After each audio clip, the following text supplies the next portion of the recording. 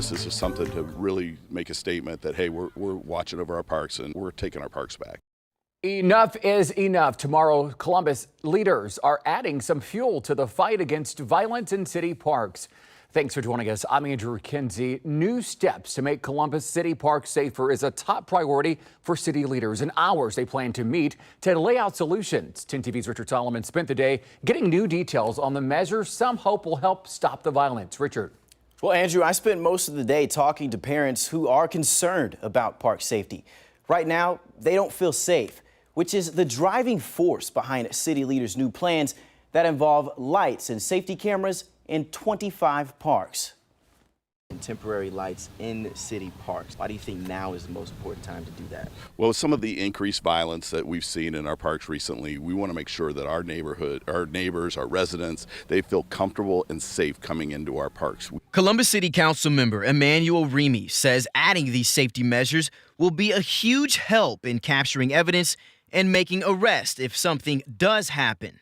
Sometimes when you see that blue light and that camera that can see blocks away because they're high definition, it might deter you and make you go in a different direction. Remy says the cameras will be mobile and can be moved to different locations if needed.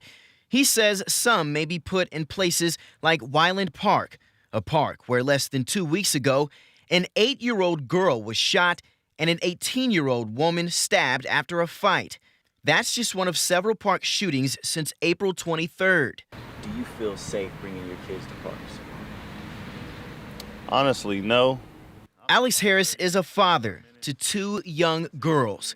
He was at Wyland Park on Sunday. It's a lot to think about, man, when you got stuff like that happening to kids. Because my daughter's 7. Harris supports adding cameras to parks because then someone is always watching. And I want them to make it to graduation. Because there's a lot of kids that haven't made it to graduation. It's more of safety and living. Harris says the safety measures are a good step, but it's going to take a lot more than just cameras and lights to make him feel completely safe. People just got to do better. Remy says if voted on and approved, the lights and security cameras can be delivered in 3 weeks after the contract is signed. He says work is already underway to get permanent cameras in August.